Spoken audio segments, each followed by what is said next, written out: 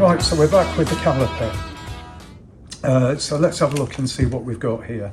If you remember, and I'll do a recap for those of you who didn't watch the last program, caliper is in two halves, and there is a sort of like a pivot in the middle. Only one pad acts on the disc. That pivot allows, as this one pushes, it allows these two to move and, you know, clamp on properly on both sides. Inside here, you've got fluid, comes in here, into this big chamber, acts against this piston that sits right in. As it's acting against the piston, pushes that out, and there is a seal in this chamber to stop any fluid bypassing said piston.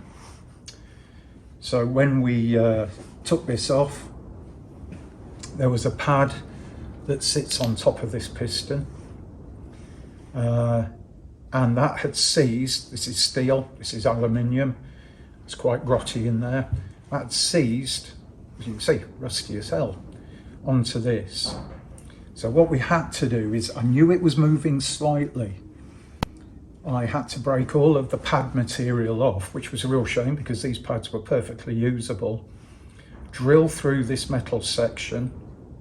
Luckily enough, I knew the piston was very solid, so I could allow the drill to go into it. Then that was seized into here. I managed to put a smaller bolt through there and use it to push the piston back. Big bolt into that, put the whole thing in the vise, tapped around the aluminium housing until that broke out. So we got a pad out. Then the problem was, as though the piston was moving, it was incredibly tight, and I need to get it obviously out of here. So what we had to do was connect up our lines and then use a test jig, which is basically just a standard master cylinder lever assembly, to pump this out under pressure using brake fluid.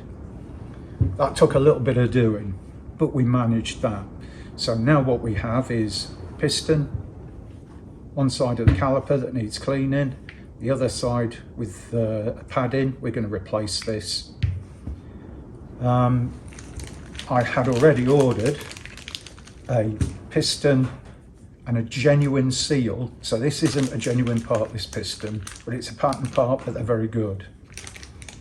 But a genuine seal, I like genuine seals because the rubber quality is better. So we can rebuild this. I hadn't counted on the pad. Luckily enough, they still make a lot of parts for this bike, or they still stock them.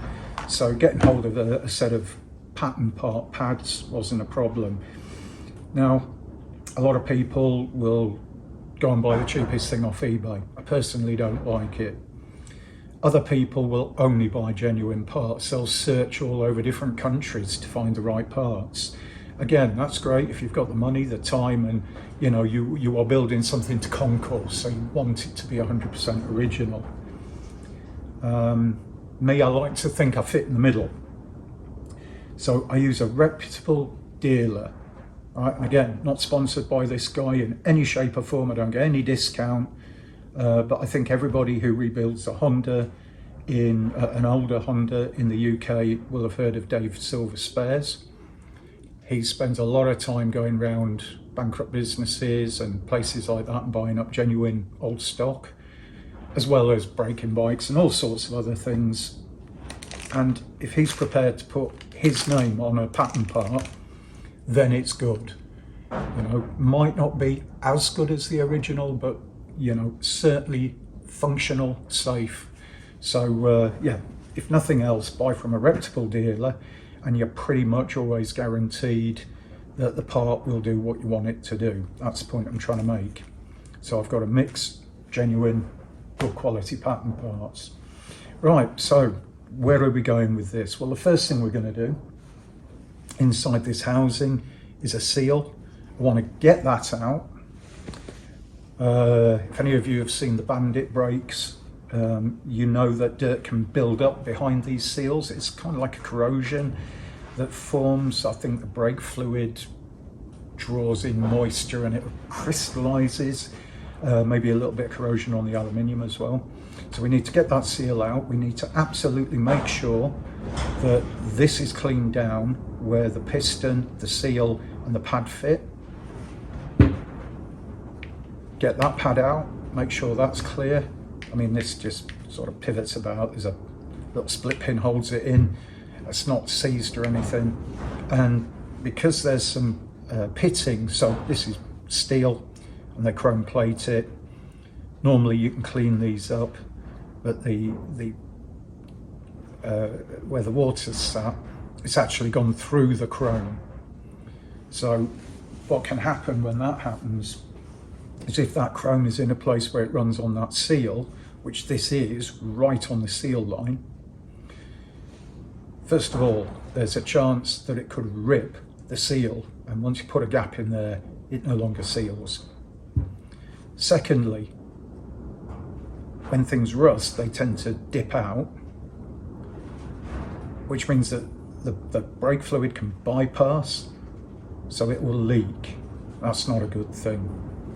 Thirdly, they're so bloody cheap, you'd be a mug not to just replace it. So that's a couple of components. There's a replacement. Right, let's crack on. Let's get this cleaned up. So I'm going to use a Hooky tool and try and get this seal out. Now, I don't know when the last time this was done, but you could actually find that this is the original seal, and no matter how good genuine parts are, all those years.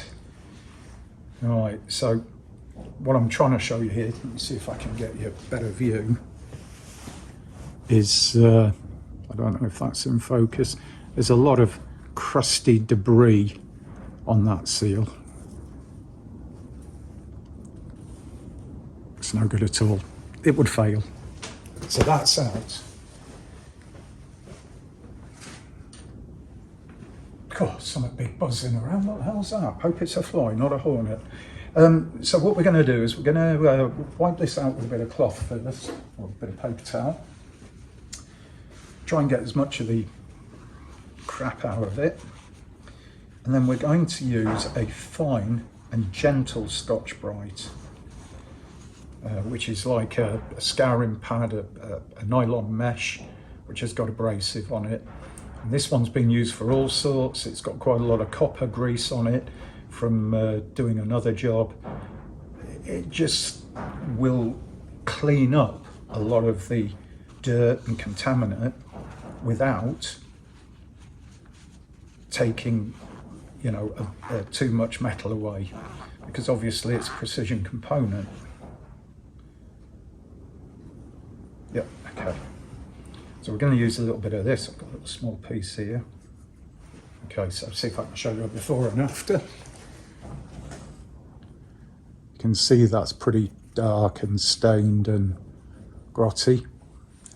Just use a bit of this. It's not going to come back perfect, but this first surface I'm cleaning is only where the pad sits. So as long as it has clearance,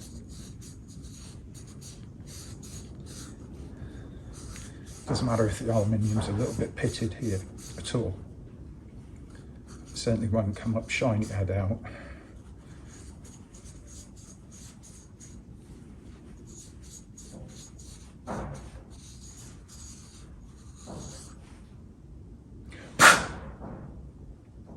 Okay, we're getting there.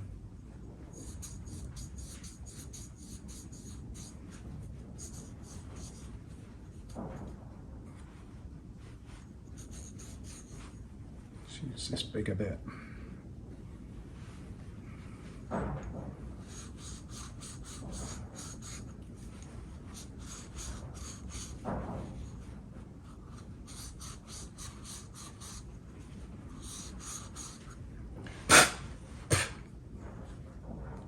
Right, so that feels really good to me. There's the pad. Pad sits in, pad falls out. Certainly enough clearance. So our next thing is to clear where the piston goes. Now that wasn't very badly corroded, little bits of contaminant in it maybe.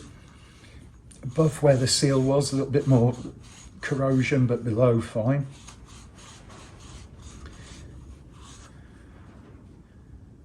Yeah, that's definitely a little bit more chunky above where the seal is, so spend a bit more time getting that right.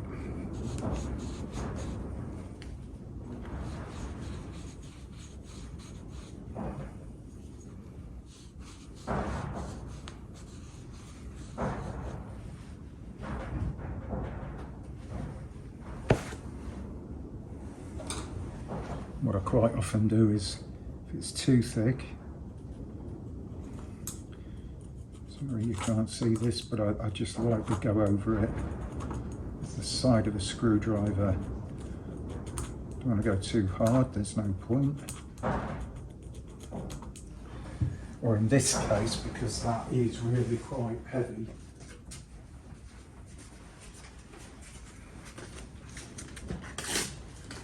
I'm going to go with some 80 grit, but only above the seal.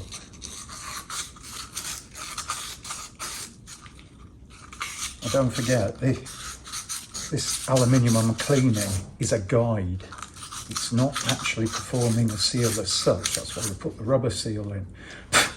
So it's good to make sure there's no corrosion on there.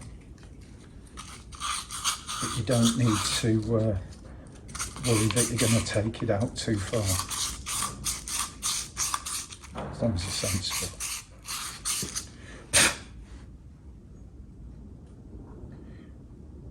Yeah, I'm happy with that.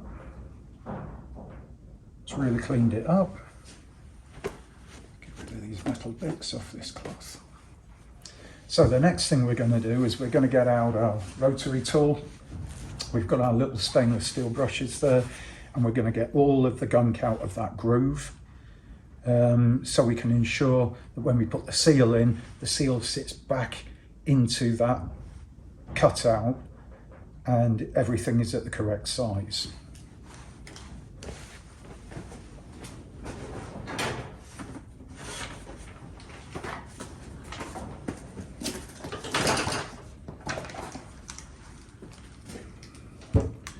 Now it's funny when you do jobs, I have a huge bench. When it's clean,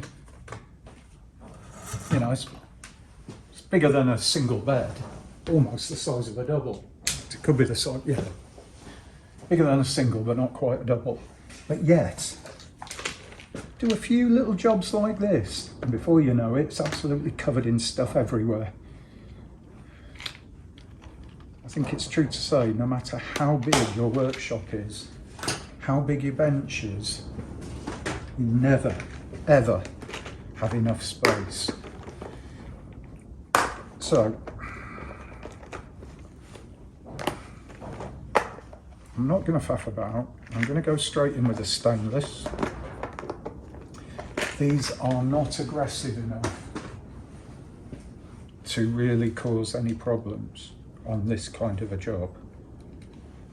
Okay, so before people start panicking, because these stainless bristles are so thin, you're more likely to see them break and fly out. The other thing is, these are not really designed to go at massively high speeds. So I've got this set to 3. That's probably quicker than the brush should go, but as soon as you touch it onto anything, this will slow down. Don't forget, this was the cheapest one I could find on a site. Right, let's do it.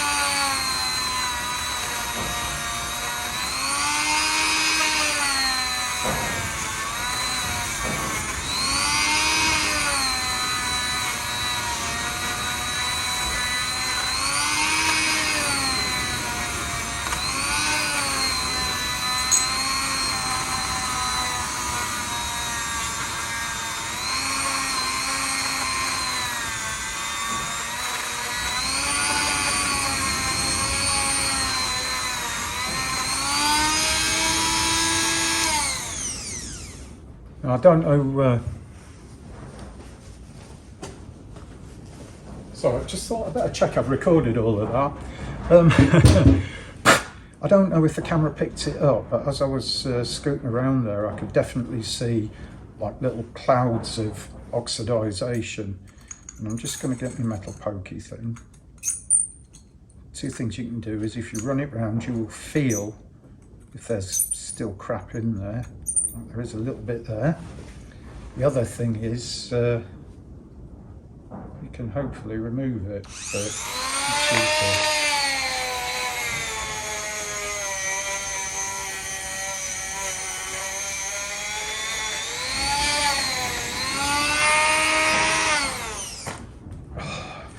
Yesterday, didn't I? Don't put the spinny wire brush on the towel like knobhead. Right. Still some little bits, but let's got that. Let's got that. A bit too stubborn for a thin wire brush, like me thinks.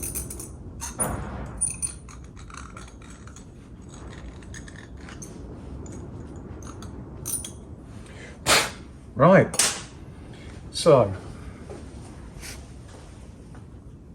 I don't know if you can really get the benefit of what I'm trying to show you here, but it is a lot cleaner. Clean enough that I'm happy now.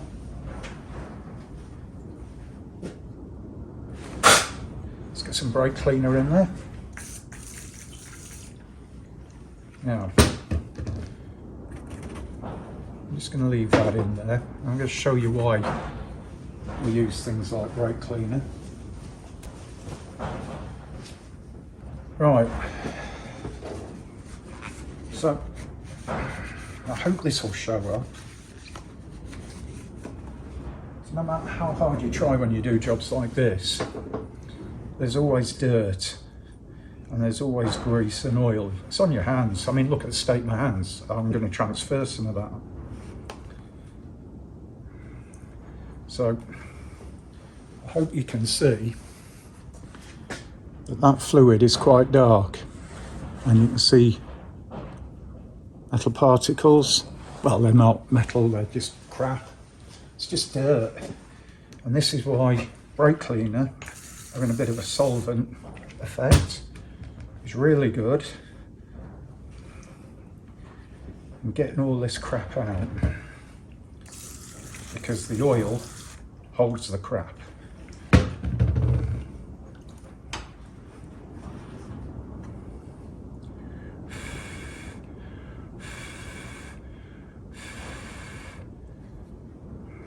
I'm going to remove that. As much as brake cleaner does a wonderful job,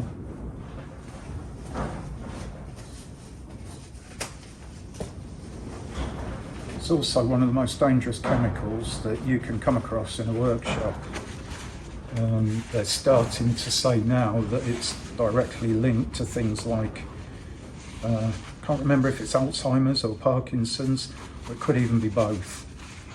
It's really bad for you. I've got a massive workshop. When I say massive, I mean in height. I've got good airflow, as you can hear, with everything banging. So, you know, it's not too bad using this kind of stuff. But saying that, I still would not want to have an open container sat in front of me. So there you go, just to show you the kind of dirt that was still in there. That's why I give it a wipe out with a cloth.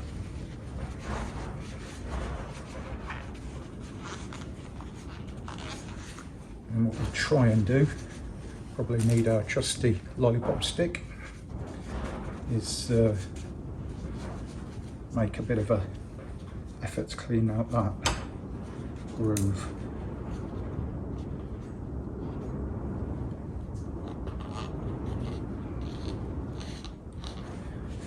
I would like to say no lollipop sticks were harmed in making this, but I broke its neck. There you go. So we're in a good place. Next job.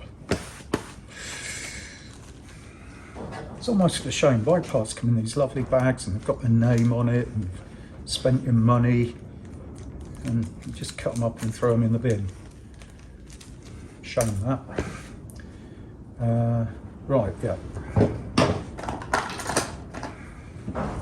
So the next thing we're going to do, so this particular brake seal is just a square section.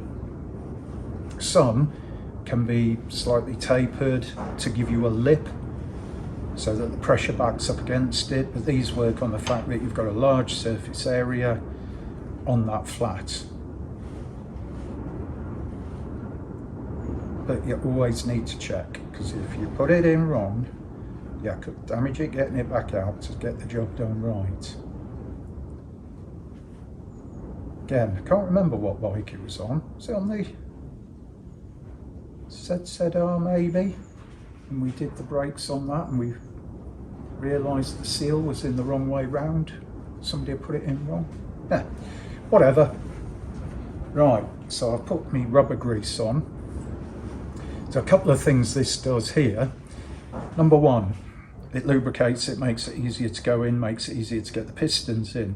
Number two, it puts a very fine coating of grease, brake fluid safe grease, onto the aluminium in that groove.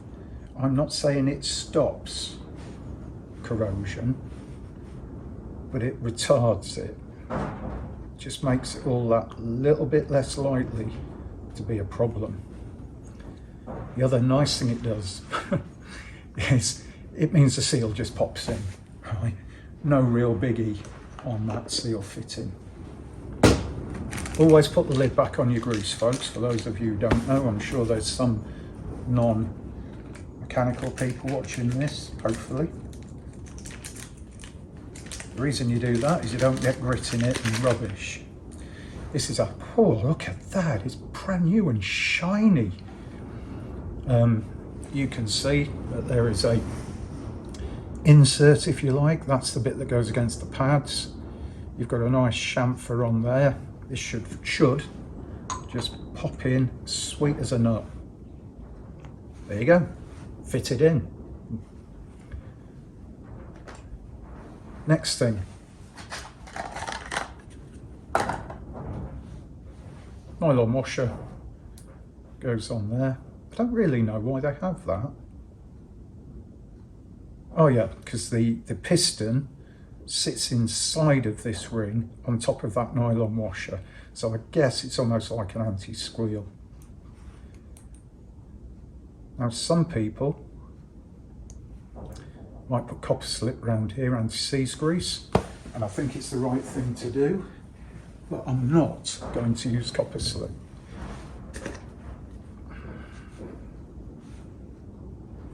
I don't know why, but I think on this one, I'm just going to put a smear of the rubber grease on. And then drop that in. Okay, so, yep, you can hear the rattling. That's nice and sorted. Let's get rid of all this packaging in a second. Box goes back for recycling. Plasticky bits can sit there. Next thing we need to do, get that sorted out. And what we have in here is a little split pin. I need a screwdriver just to get the smaller bit up.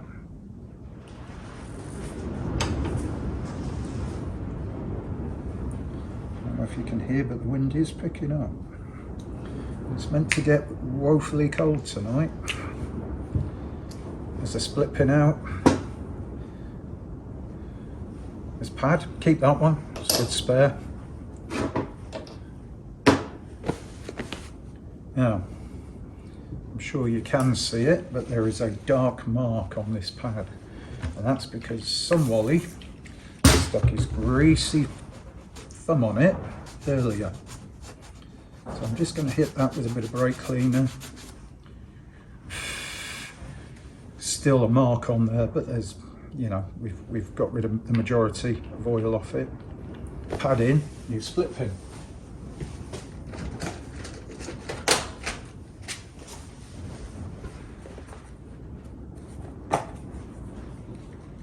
It's only a wee fella. Let's see if I can go one size up.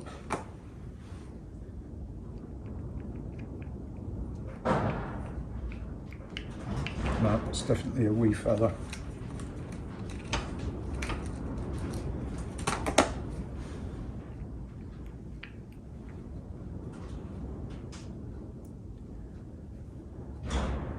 Now, I don't like that idea.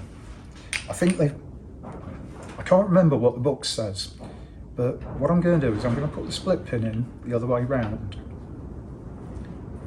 Okay, I'm sure there's people now hating me for this, but there's good reason why I've put it in that way round, which I shall show you in a second. Let's just get this. Let's use a little screwdriver. And then I'm going to stick screwdriver down. Bend that over.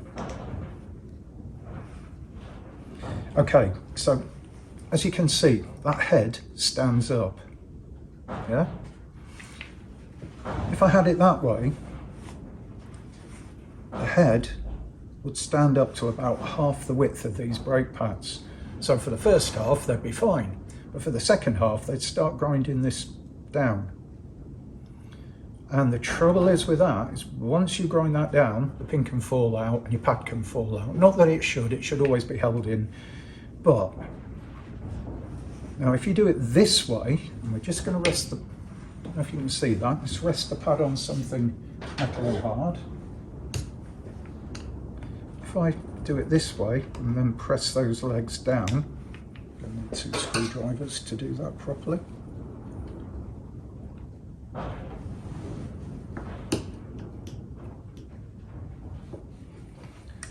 They're probably now only sticking up as far as what I would consider the minimum wear. You'd almost be cutting onto the aluminium and the back steel work to catch that metal work. So in my view, that's a lot safer. Just my thoughts. Take it or leave it, folks. Right.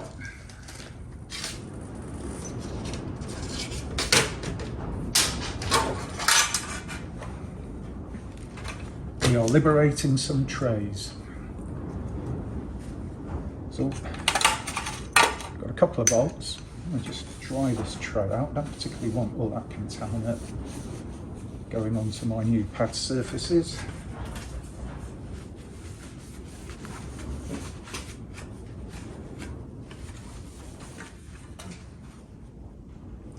Backing plate,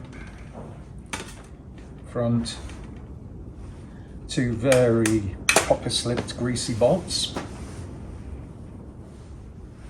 I reckon they're 12s.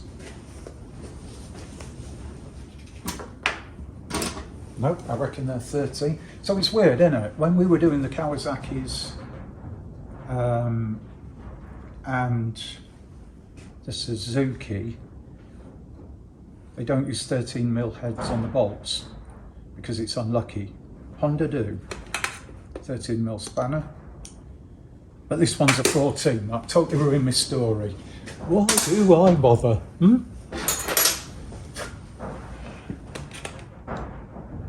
14mm. Apparently 14mm is an unlucky. Right. Okay, let's go over to the bike. Let's get this fitted. And then we can get the steel line fitted, the other rubber hose fitted, and get this bled through. Get that front brake working for the first time in possibly millions of years. Let's do it. Okay, so here we are at the bike. Now, if you remember, I said that the caliper was in 2 halves and there was this thing in the middle. Well, that's the thing. So the front bolt's on, back bolt's on. And what that allows is for the movement like this. So as the pads, as the piston comes out, it allows the back pad to be pushed onto the disc, but equally allows it to pull back. and there is a spring in here, and there's a pivot. And one thing I have noticed is that does move fairly easy, but I think that that's actually a bit too tight, that pivot. We might have to strip that off and clean it up, but let's get the caliper put back on first. So let's think of the best place for you. Possibly there, my good friends. So just position that. I'll drop one of these bolts in here, through there.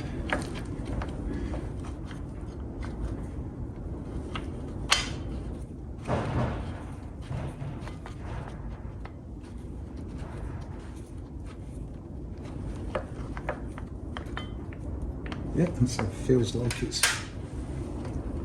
good in there.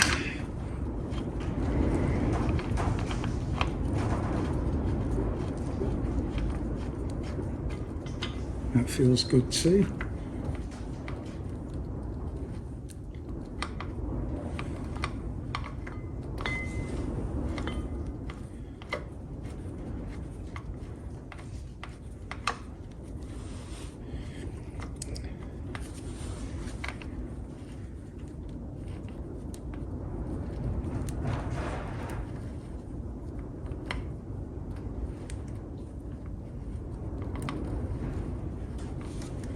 I think what we will need to do is I can probably get this one tightened up with a spanner, but I reckon a socket, and we could actually run these up with a gun. There'll be no big shakes on this. So why don't I stop dicking about and go and get the gun.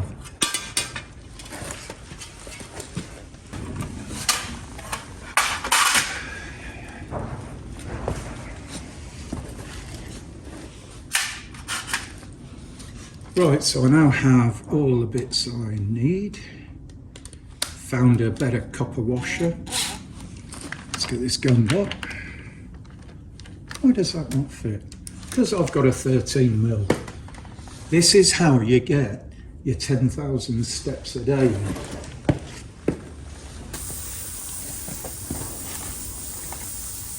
Now, I don't know if you can hear it over the wind noise, but the ultrasound has just kicked in. I think it's in a degassing mode, which is just sucking all the air bubbles out of the system.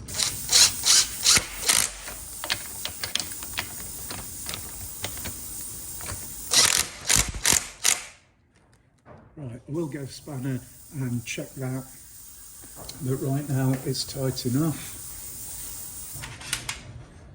So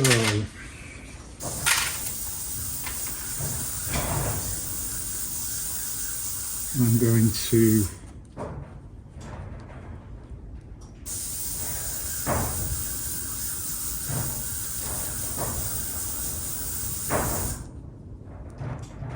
put the rubber hose into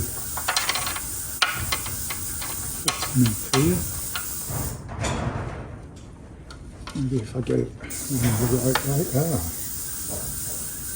Good. Maybe that bush should come down.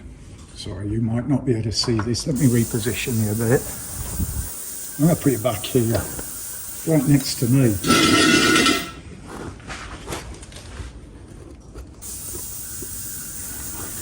Right, so that would fit into there.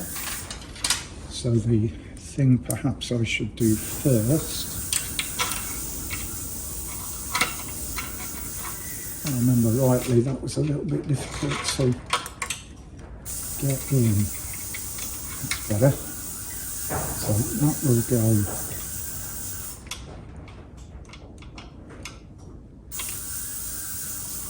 into there.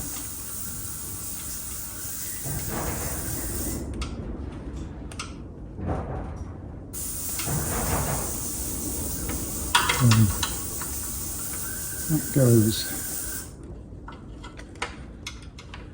Try and get that fitting in there first. That's what I thought. Let's try that again. Let's get that fitting in there. Take that out of there.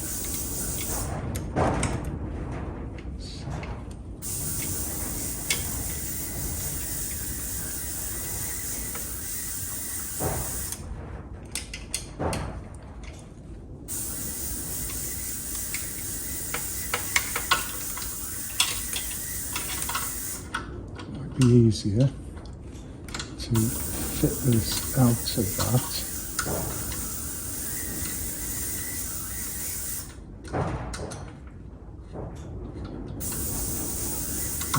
Now, it just sounds weird.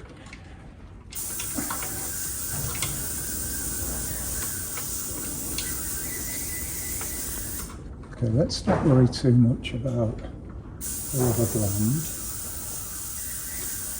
Try and get all that threaded in.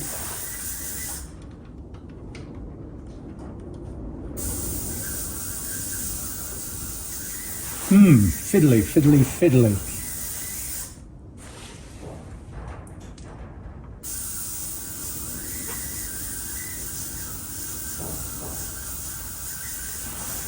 Okay, so I need to come the other side of you guys.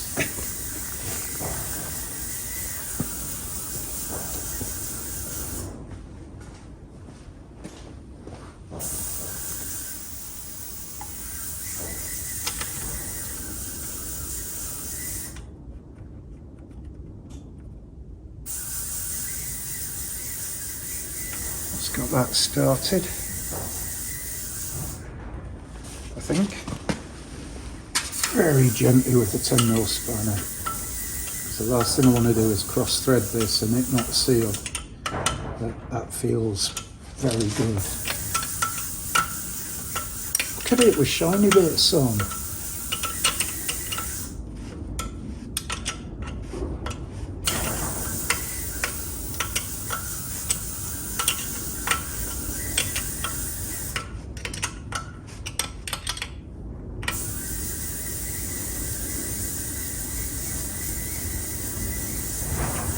That will probably be tight enough. So that's that one.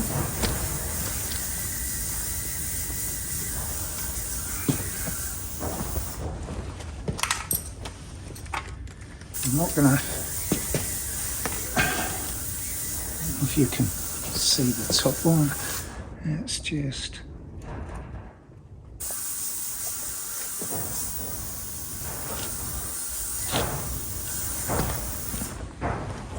so because we've got copper washers on here, do this by hand. And there's a proper sort of like forked position for this. Like that. So it's held steady. So this is one where I'm not particularly keen to use the gun.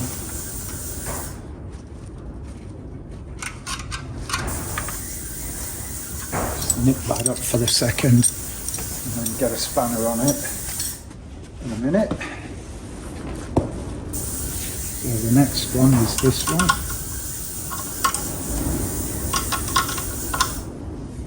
Okay, I think that's a 17 and I still need to get that grommet in, which won't be a big problem.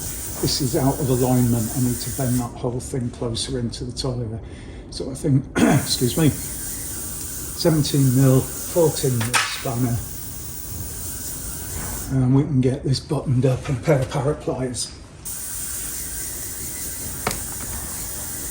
Alright, so I'm going to move you back round here.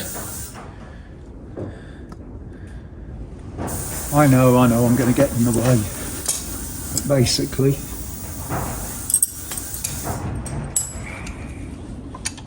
I'll hold that with that.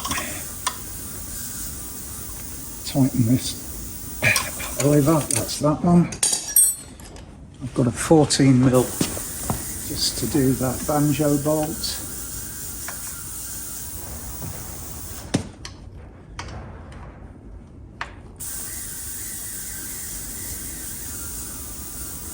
That's that.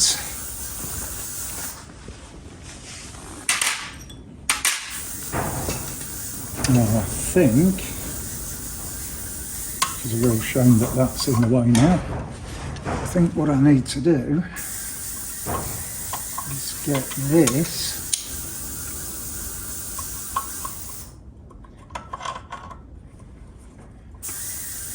and it's probably down to about there.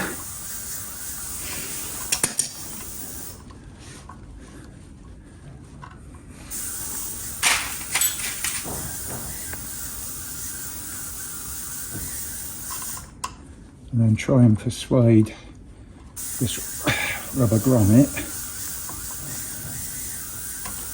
to go back home like that. Right, so all of our pipe work is now back in place. Our caliper's on, our master's on. I think we need to get this filled up and bled. And as you know, that's almost like one of my nemesis. I'm going to try and use the vacuum bleeder and see where we go. Right, well you guys probably know the drill better than I do by now. So we've got our bleeders set up, compressors charged. We're going to open up the gate, see what we can suck through.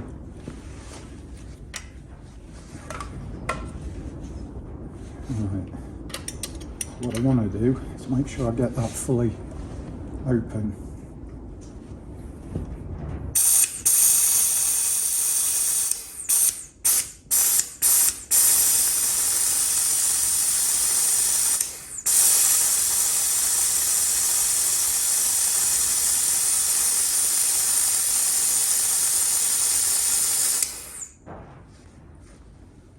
Check the fluid level. We could just be sucking air out, although I do not think for a minute we are. Our fluid level does look to have gone down a bit.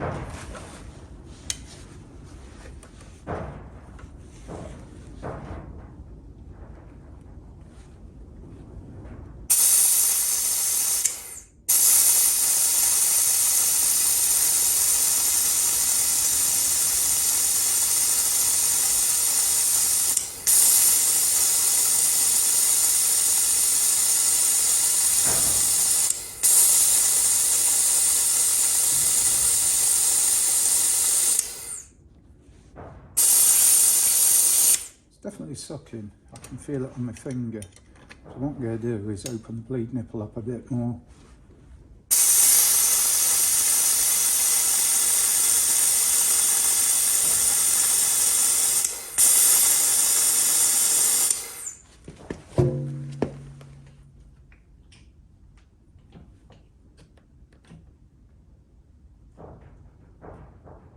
Right, so that's kind of feels like it's gone hard. So what's going on? If I pull that,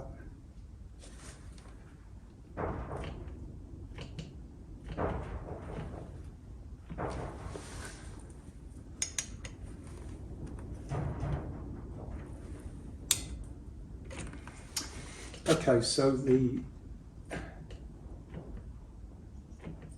lever's locked up.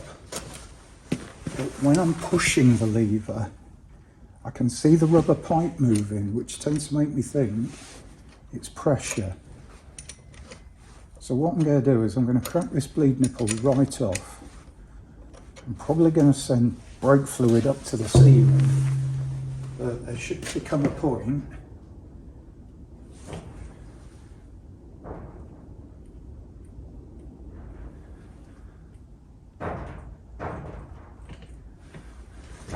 be that the rubber hose has collapsed. It could be that we've got a blockage. Don't forget we had a blockage before in this. I really want to do this because I don't want brake fluid everywhere, but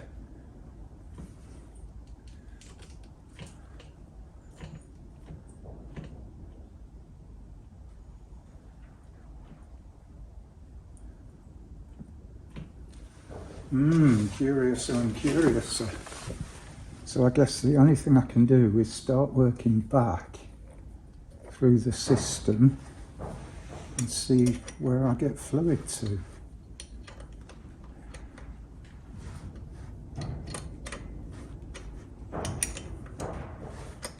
I'm not going to leave that wide open. It definitely seems that we're getting fluid.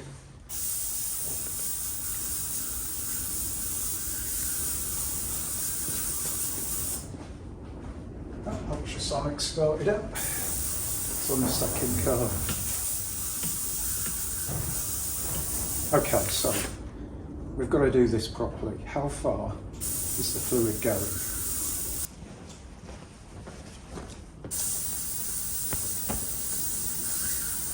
Just slap that off a bit. Now what I should be able to do is use the master, push some fluid out. Oh yeah, that comes straight out. So we know our master's not the problem. So we can do that. Back up.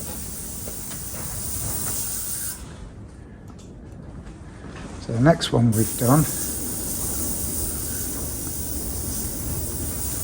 is this one, and this is good because it's under the brake switch, so that means we test out this whole assembly.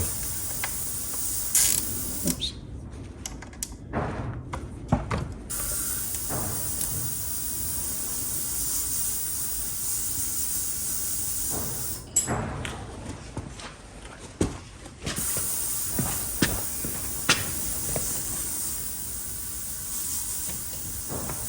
No, it's a brake switch assembly, or this top hose. Right, so let's for the moment presume it's not the brake switch assembly. Let's do that back up. So we've narrowed it down to either the brake switch or the hose. Let's crack this hose off at the top. And then we should know where our culprit is.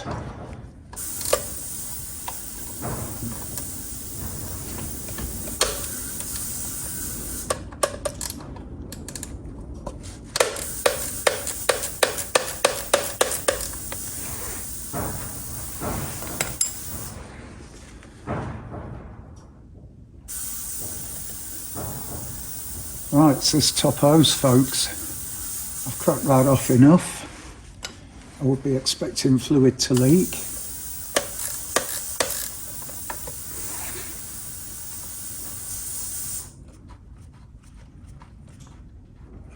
Crack that off a lot now, and it's still solid, and I can see the hose flexing as I'm squeezing this. So we've got a couple of choices. We can replace that hose with another one of rubber from Honda, or I can build up a good ridged line. In fact, I might have one that length. Let me go and have a look and see what I've got. Right, well, we're getting low on battery as usual, so what have I found? It looks very much to me like the hose, the rubber hose between the master cylinder and the brake clamp switch has collapsed internally. This happens, they're old. So what I've done is I have replaced it, luckily enough, with one off the Suzuki Bandit. I had a spare set of hoses. It's a little bit long and it is a rubber hose still, but at the end of the day, let's see how that goes. So I'm going to try and bleed this, and hopefully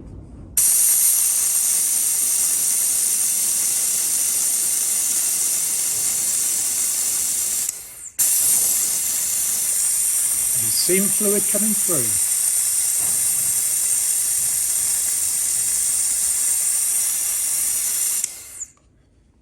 Let me tilt you down a little bit more. You can see all that lovely dirty fluid.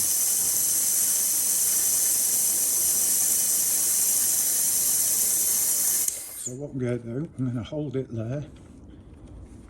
Not too worried if a bit of air goes in the system at the moment. I'm going to check my fluid level, because what I don't want to happen is to draw air into the master because I've run out of fluid. So you just keep an eye out on stuff where you are.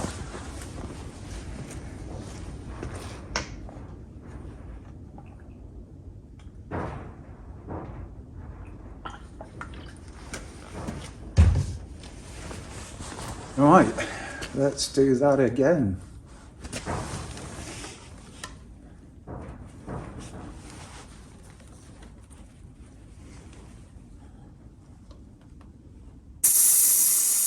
That's definitely pulling fluid through now.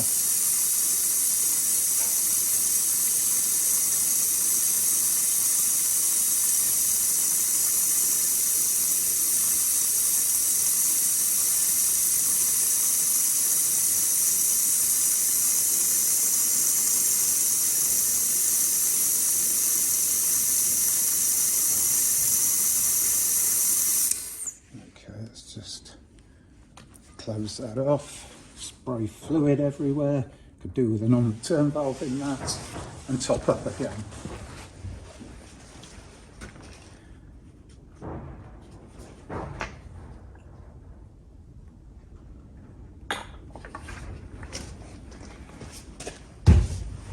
Oh, what a lovely mess we've made. These kits are great, but they are meant for cars, and that means they don't fit motorcycle bleed nipples very well, which is a real shame.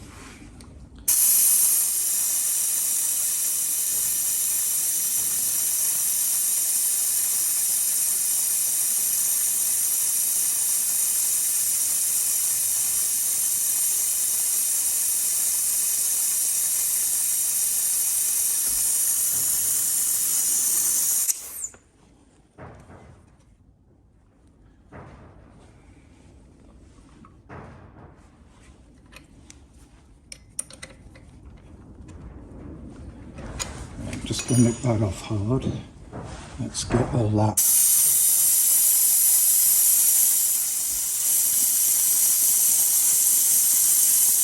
Into the container, try and throw as little as I can over everything.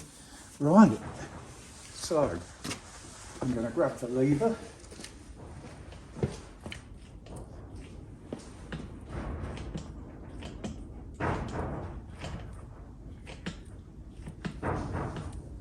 Okay, it's a little bit spongy. That's working. What I'm going to do now is I'm going to leave that because what I want to happen is I want that brake fluid that's in there. So you can see it's a little bit spongy. Not quite meeting the bar. That might actually be okay for this brake. Bearing in mind rubber hoses, 20 odd years old. So I'm going to leave that now. Let all that brake fluid soak in. Let everything swell up, but basically, how old's this? 76, 86, 96, 2006, 2016, 2026, so a 48-year-old bike. Ain't bad, is it? We've done it. Thank you to Honda for supporting parts. Thank you for Dave Silver for supporting parts. Thank you to me because I'm just wonderful. There you go, job done. Cheers, Pep.